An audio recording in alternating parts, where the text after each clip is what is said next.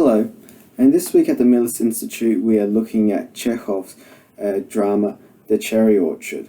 Particularly, I think what's worth paying attention to is his characterization. When I focus on Chekhov's characters, I always look first of all at the external aspects to them. How are they dressed, how they carry themselves, how do they move. Second, I look at the psychological development of them and indication of psychological character. Often in dramas, this is presented via the external features. So unlike the long novels of the Russian realist tradition, where there's a lot of room for, say, Dostoevsky or Tolstoy to develop the psychology of a character through description, in Chekhov it's really through expression and movement, and often this requires something of the performer to add some creative interpretation. So at one level, while it's great to read Chekhov, it's also, if you get the chance, important to actually see his plays performed and the particular interpretations that the actors give to the characters. So one, there's the external, there's a psychological aspect of characterization. There's also the symbolic function, which is hugely important in Chekhov's work. So the characters, some of them play a crucial symbolic role, and sometimes the characters are just there to represent a particular attitude or kind of person or era or epoch even, or even standpoint, that kind of thing. So some characters might not be as psychologically developed, but symbolically their function in the play plays an important role in Chekhov developing the kinds of things he's trying to critique. So Chekhov is an artist rather than a systematic philosopher or metaphysician, which means that the expression on the face of a thinker is the crucial issue, rather than the logical conclusions of his thoughts. So when you read his plays, often you're left with the sense of a kind of enigmatic non-conclusion to them. That it's kind of it's difficult to discern, unlike Tolstoy, where often or Dostoevsky, particularly Dostoevsky, where he really spells out ideologically his position. But with Chekhov, we don't really have that. It's that we are forced to come back time and time again to the reading of the expressions that are only partly given in the text. So this is the difference between a play, and particularly Chekhov's plays, and the Russian realist novels. Okay, so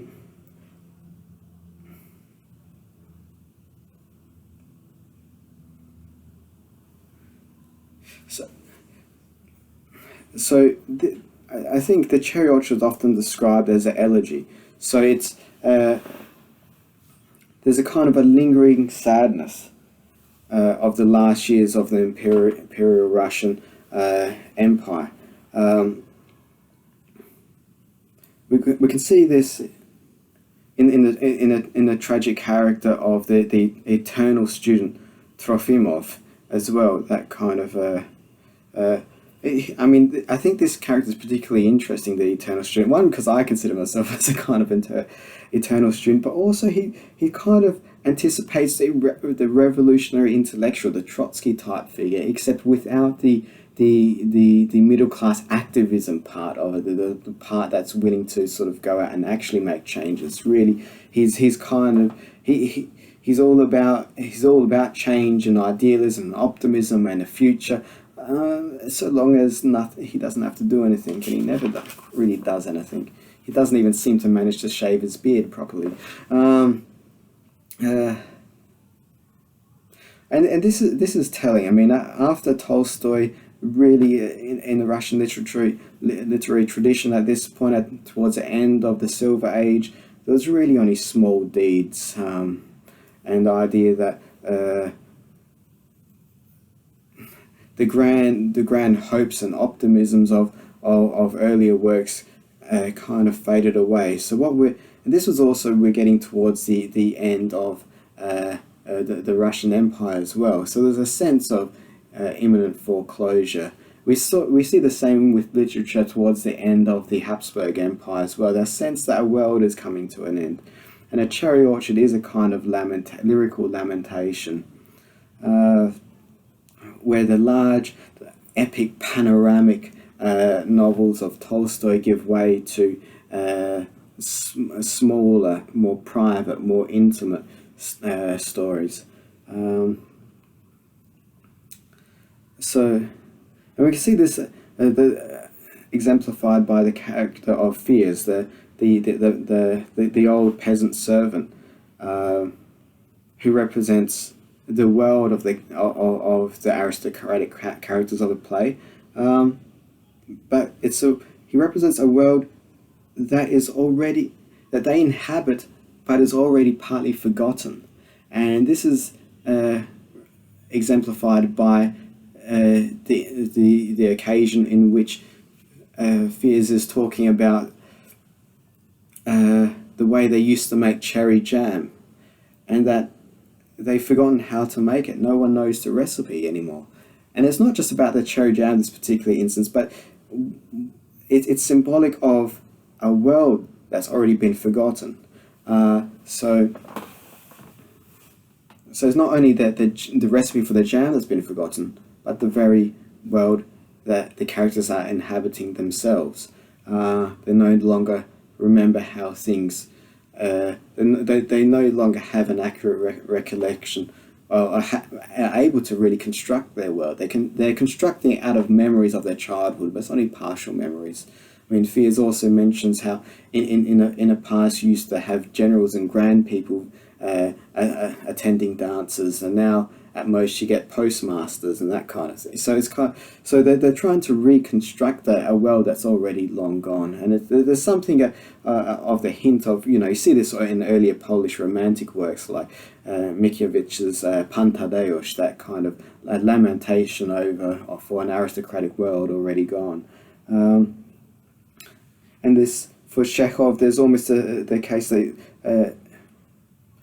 it's really about finding consolation in consolation, well, finding beauty, the consolation of beauty in sadness of life. So it is a sad play, but there's kind of an enigmatic beauty to it as well that goes throughout the Cherry Orchard, and it has a similar feel to at the same time Tchaikovsky was creating his masterpieces, Swan Lake, The Nutcracker, The Sleeping Beauty. I mean, now particularly in Western sort of Anglo-Saxon tradition countries, I mean the Nutcracker and Swan Lake are things you watch at, you send the kids to watch at Christmas time, as if it's like, just beautiful entertainment, enjoyment, frivolous sort of festive kind of performances. But these works by Tchaikovsky were also kind of in a similar vein, finding beauty in the sadness of life. So it's and you see that throughout the arts at this period in Russia. I mean, Isaac Leviton's late landscapes, Evening on the Volga, and The Golden Autumn depict an afterglow of nature, where daylight,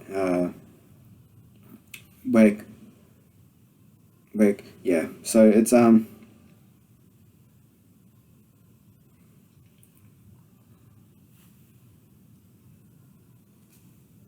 so in this sense, pay attention also to the lighting of the plays, and the time of day and the moods that they evoke. I mean, all these works were at this particular time reflect the mood of the imperial mood of Alexander III in Tsarist Russia, that kind. So one thing, a sense that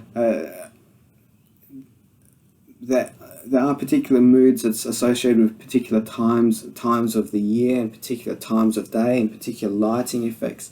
And Chekhov is a master in the way he plays with this. He at one point you get a sense of them looking out the window to the cherry orchard, the bright white flowers of the cherry blossoms, the white lights, the blue sky, this brightness filling the room. At the same time, you get an immense sort of melancholy, it's kind of, well, not immense, but kind of a subtle melancholic sadness that sleeps in. So it's so there are contradictions between the kinds of moods he's trying to evoke, and the kinds of imagery. That the imagery is often highly pleasant and beautiful, but then the emotions that they brings in at this particular time often very sad and melancholic. Where the other instances during nighttime or wherever, that's kind of where you would expect the more melancholic or depressive scenes to occur. You often find then the more frivolous and light-hearted scenes occurring. So I think this is part of the beauty of Chekhov, that he presents very sort of beautiful imagery, and then couples that with quite sad and melancholic emotions. So pay attention to that. Also, the sound of the axe. This is crucial. The role of sound in Chekhov's plays is crucial. Being a symbolist sort of writer, sounds and images play a huge role in his plays. And the way sounds often separated from images, sounds happening off stage. So the sound of the axe bringing a close to the play. After the characters go out, you hear the sound of the axe chopping down the cherry orchard. Already no time to waste. And this axe is symbolic of the end of the aristocratic Tsarist sort of order in Russia, the end of that kind of world. And I think it's crucially symbolic that he's using the axe here as well. The axe, a tool crucial to highly symbolic in the Russian tradition. That the axe was used in the earliest part of a settlement when the settlers were moving up into the heartland of Russia, into the thick forests. The axe being a crucial tool in cutting down the trees, in building the early wooden churches. So the axe, such a crucial tool in the colonial establishment of Russia. Russia is one of those few old world nations that still has a kind of lingering memory of its own self-colonization, its own establishment. That moving further into the north, into Siberia, with the axe in hand. So in one sense, the axe, almost, if you look at the whole history of Russia as a kind of play, the axe has a symbolic representation, both in its founding or establishment, as well as the kind of violent revolutionary end that is almost anticipated or sought in the cutting down of the cherry orchard. This apperceptive, almost an apperceptive kind of awareness.